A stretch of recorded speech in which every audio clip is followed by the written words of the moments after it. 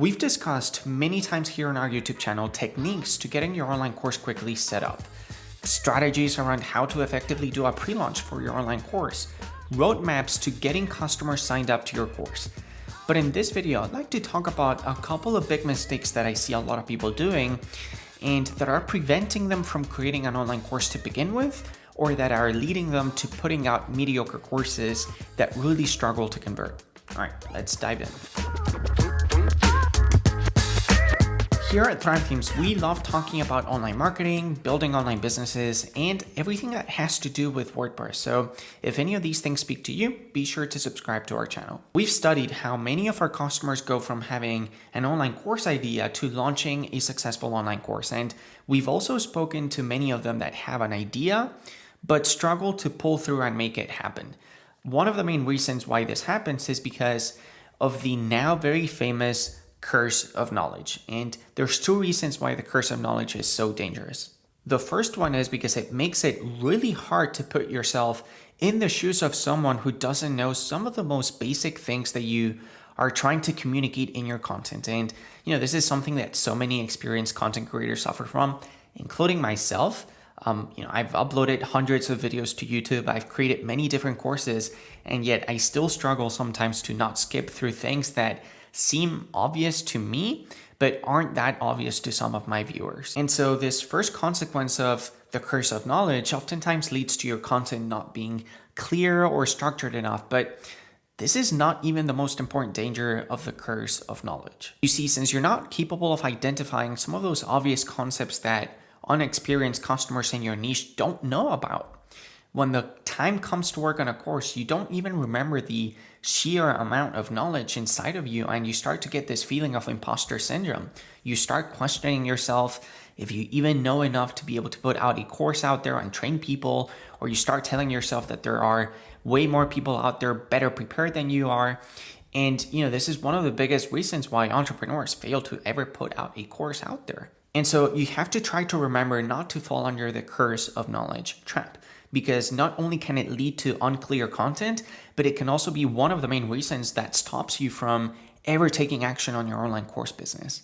Another thing that I've seen so many people out there trying to do is treat their courses as if they were encyclopedias about their niche. And this is a catastrophic move that you definitely want to avoid doing. Here's the thing, let me break it for you. People don't want to take a course from you, nor me. And it's nothing personal, but they just don't want to learn from you or me just for the sake of learning from us.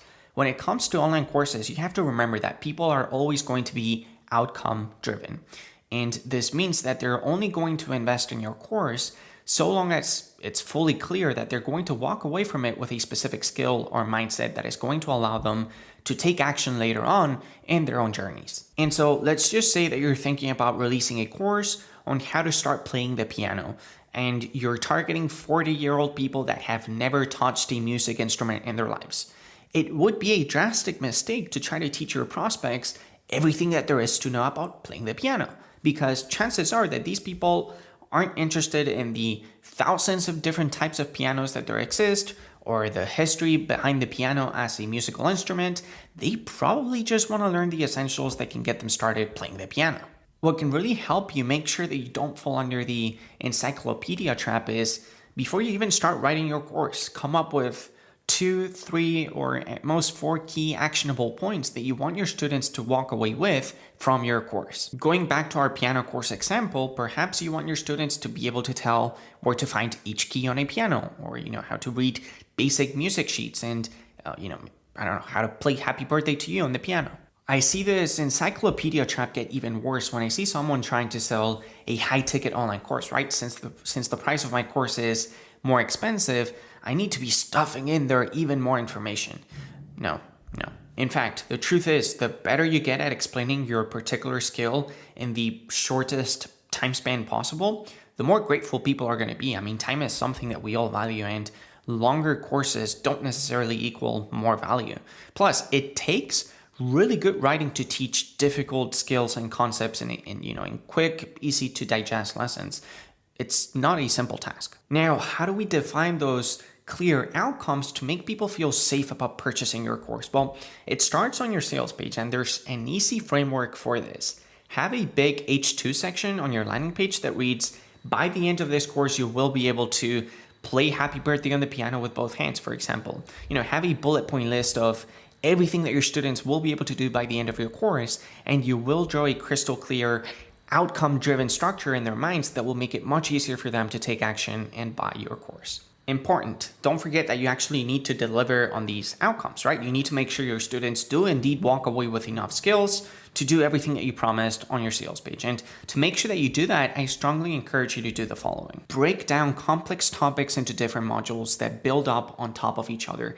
And this may sound obvious, but a lot of people struggle with structuring their courses in the right way. And part of it, I think it has to do with poor writing. You really want to write down in a piece of paper or a Notion document the journey that your students are going to go through in your course. I always 100% of the time do this when I work on my courses, and many times I've had to scratch out what my plan was and start again because I was getting lost in my own journey. Another thing, again, don't forget about the curse of knowledge. Start with all of the fundamentals that your students need to be successful. And important, this doesn't mean teaching all of the fundamentals in your niche. Remember the Encyclopedia Trap as well. But do cover all of the fundamentals that your students need to be able to walk away from your course with the skills that you promised them on your sales page. All right, I think this has been a cool little video about things that you really want to try to avoid doing as you're working on your online course. Let me know if you have any questions. I'd be more than happy to chit chat with you in the comment section below. A special mention to Shane Mala and to you watching as well for your time. Appreciate you. See you soon.